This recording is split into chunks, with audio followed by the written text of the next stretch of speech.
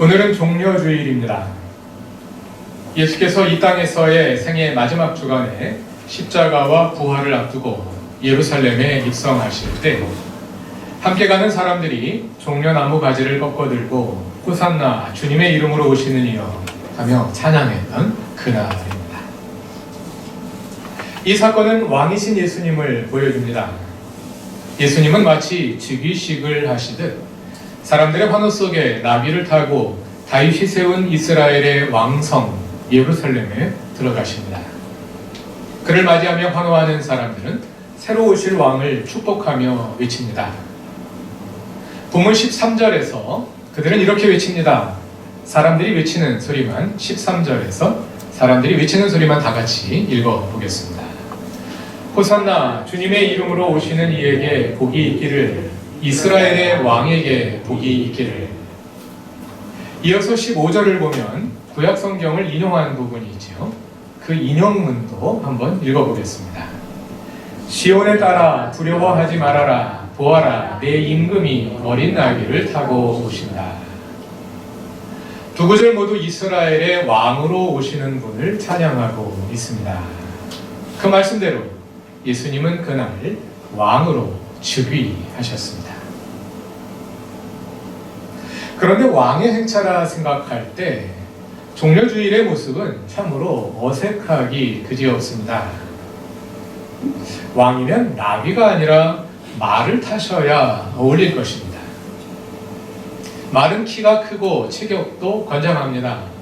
어깨 높이가 2m 가까이 되기 때문에 그 위에 앉아 있으면 사람들이 높이 우러러 보아야 합니다.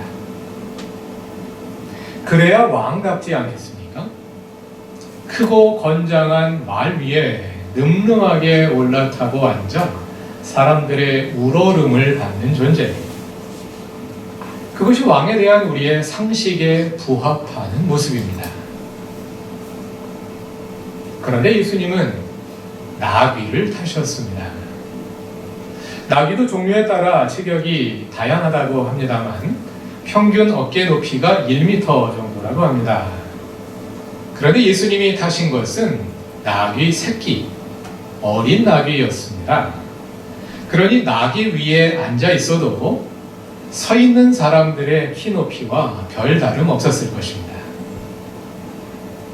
예수님은 왕으로 즉위하시지만 사람들의 어깨 위에서 우러러 보이는 그런 존재가 아니라 사람들 속에 파묻히면 잘 보이지도 않는 그런 아담하고 어색한 모습의 왕으로 즉위하셨습니다. 이러한 행동을 통해 예수님은 무엇을 보여주시는 걸까요? 한편으로 이를 통해 예수님은 아버지 하나님의 통치권을 대행하는 하나님 나라의 왕으로서 자신의 왕 되심이 어떠한 것인지를 계시해 줍니다. 과거 저 자신도 예수님의 고난을 십자가의 속죄, 우리 죄를 대신하여 죽으신 그것으로만 관련해서 이해할 때는 이 순환주일과 종려주일이 같은 날 온다는 사실을 잘 이해하기가 어려웠습니다.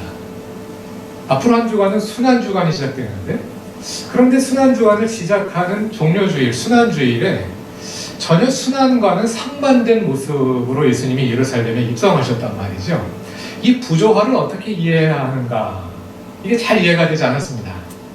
그런데 하나님 나라의 복음을 알고 나서 보니 예수님의 십자가 죽음은 단지 우리의 지은 죄를 용서하시기 위해서, 단지 그것만을 위해서 죽으신 것이 아니라 우리를 지배하고 있는 죄의 세력, 우리를 지배하고 있는 죽음의 권세를 무너뜨린 사건이라는 것이죠. 십자가의 죽음은 죄의 지배, 죽음의 지배를 무너뜨리고 예수께서 왕이 되신 사건입니다.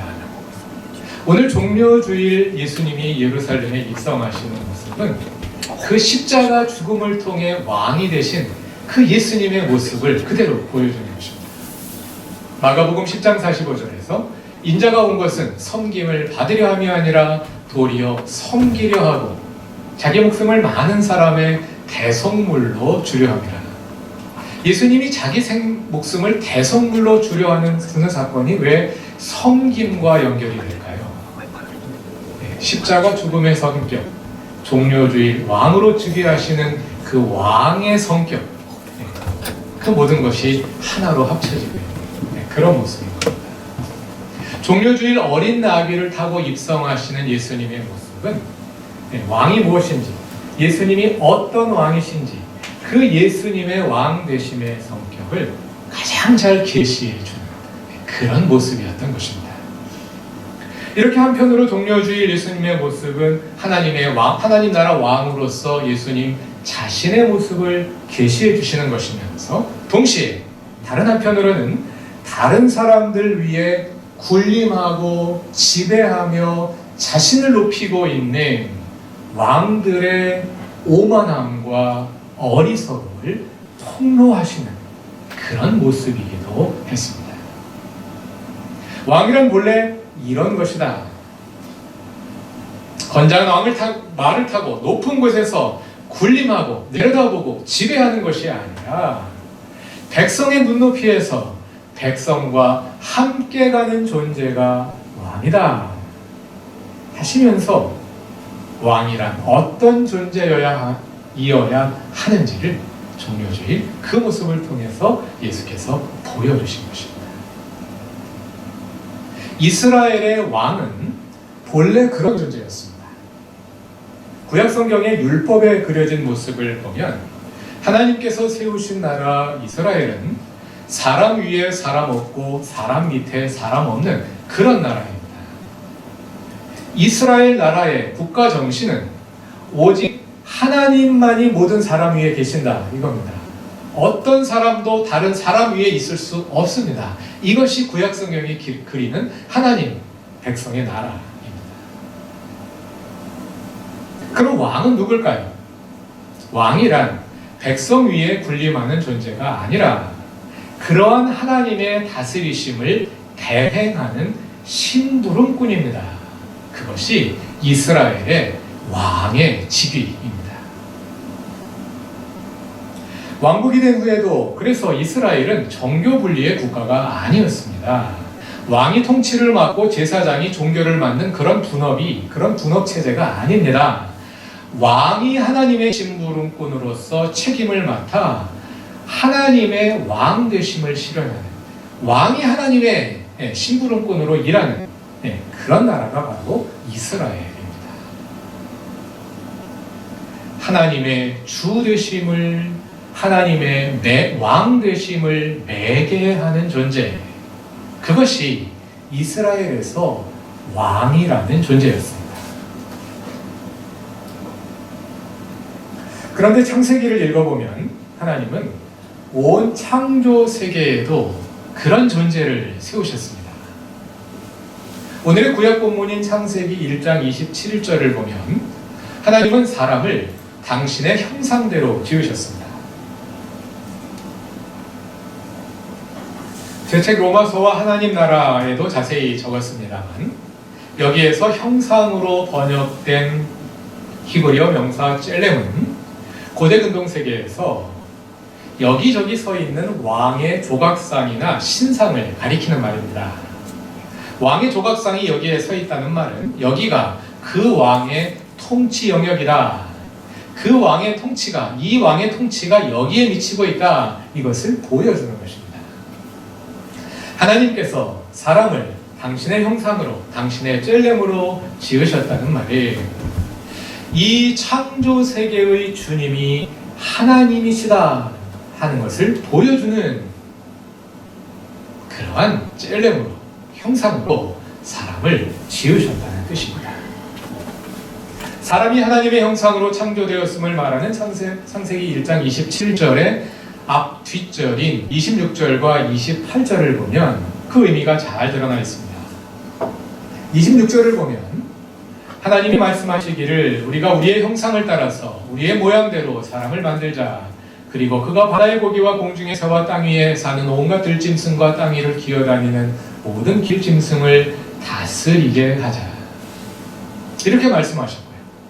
또 28절을 보면 하나님이 그들에게 복을 베푸셨다. 하나님이 그들에게 말씀하시기를 생육하고 번성하여 땅에 충만하여라. 땅을 정복하여라. 바다의 고기와 공중의 새와 땅 위에 살아 움직이는 모든 생물을 다스려라 하고 말씀하십니다. 하나님의 형상으로 지으셨다는 그 말씀 앞뒤에 하나님이 인간으로 하여금 창조 세계를 다스리게 했다 하는 말씀이 기록되어 있습니다. 이것은 하나님께서 인류를 창조 세계의 왕으로 세우셨다는 뜻입니다. 그런데 그 왕은 군림하고 지배하고 착취하고 억압하는 왕이 아닙니다. 창조 세계의 눈높이에서 창조 세계를 보살피고 관리하며 거기에 사람의 주인됨이 아니라 하나님의 주 되심을 실현하는 그러한 왕입니다. 지금 온 세계가 당하고 있는 코로나 감염 사태는 인류가 창조 세계를 보살피는 그 사명을 잘 감당하지 못해서 일어난 것입니다. 인류는 창조 세계의 관리자로서 모든 영역에 하나님의 주 되심을 실현해야 했습니다. 그러나 인류는 그 책임을 멀리한 채 인류의 탐욕을 채우기 위한 수단으로 창조 세계를 오용하고 남용해 왔습니다. 그 자연스러운 결과가 이렇게 나타나는 것입니다. 자연스럽다는 말은 자연 법칙에 따라 당연하게 일어났다는 뜻입니다.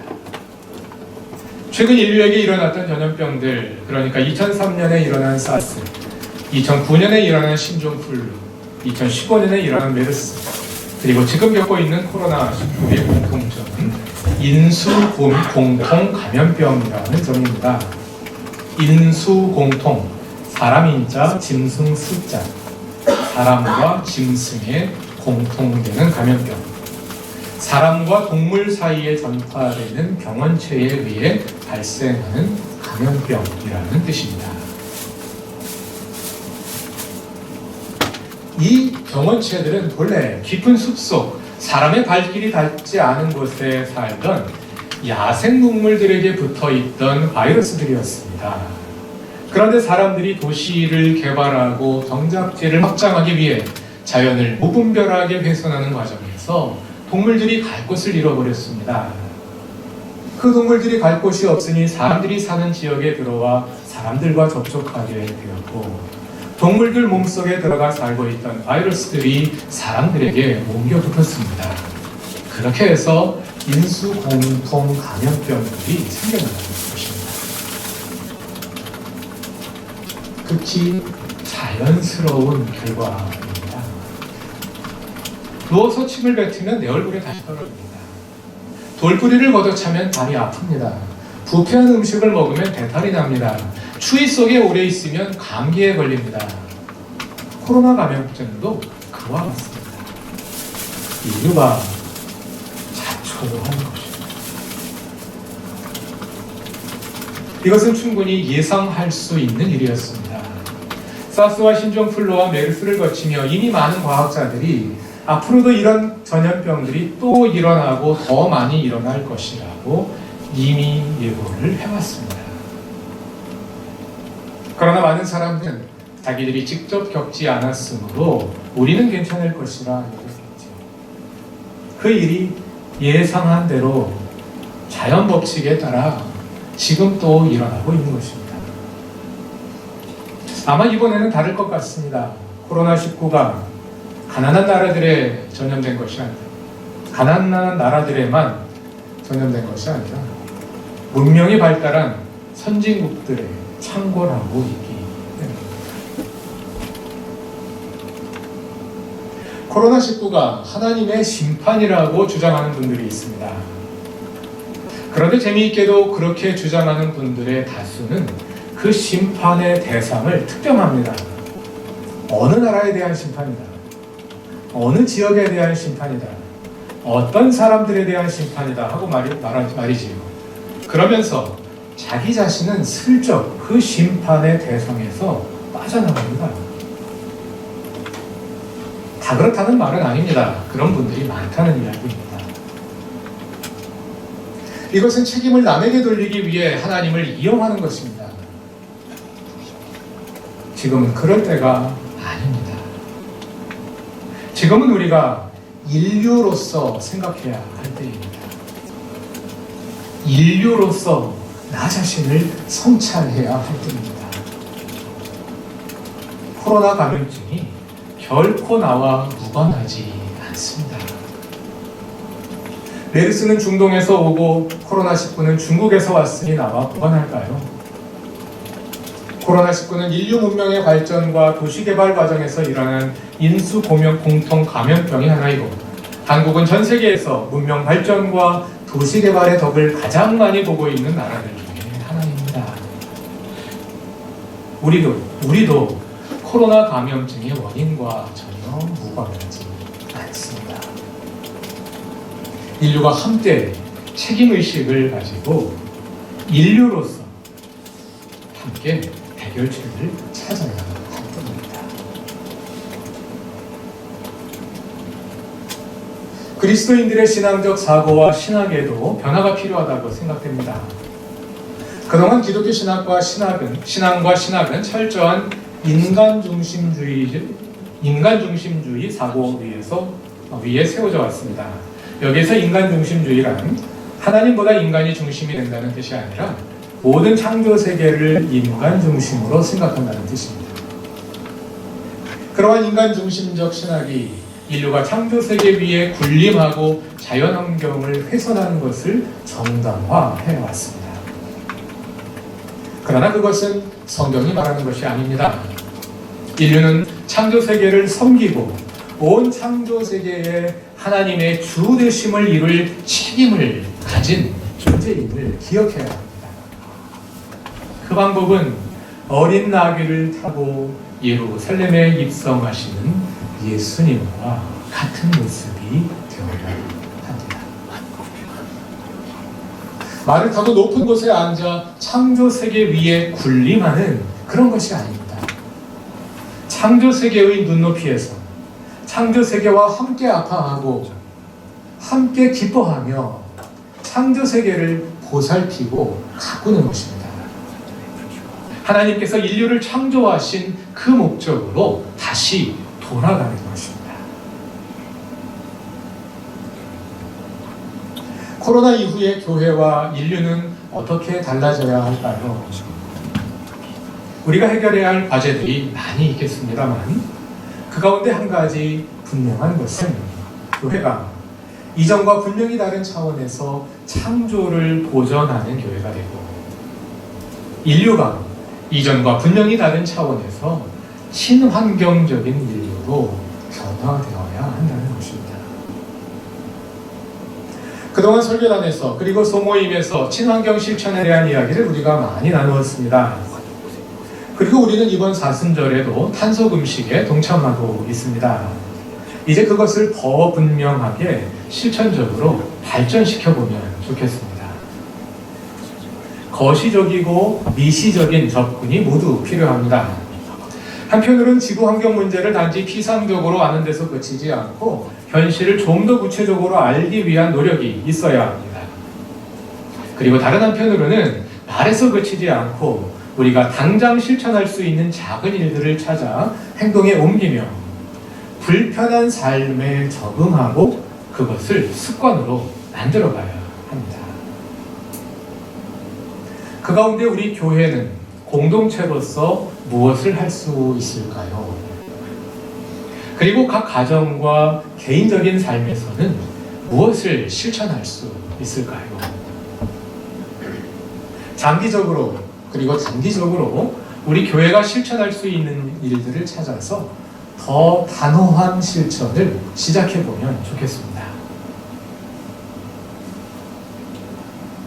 코로나와 함께 맞이하는 오늘 종려주일, 창조세계 앞에서 인류로서 우리 자신을 성찰하며 우리에게 주신 하나님의 형상 앞에 부끄럽지 않은 교회와 그리스도인들이 되기를 소망합니다. 다 같이 기도드리겠습니다. 우리를 하나님의 형상으로 지으시고 온 창조세계에 하나님의 주되심을 이룰 사명을 맡겨주신 주님, 우리가 지금 전에 겪어보지 못했던 전지구적인 환경 재앙 속에 놓여 있습니다. 인류가 겸손해지지 않으면, 인류가 그 삶의 방식을 바꾸지 않으면 우리는 앞으로도 계속하여 이런 환경 재앙 속에 살아야 할 것입니다.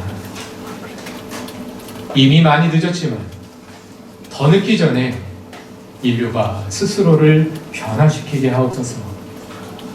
우리에게 지혜를 더하셔서 우리가 해야 할 일들과 할 수 있는 일들을 찾게 하시고 그 일들을 실행에 옮길 수 있게 하옵소서.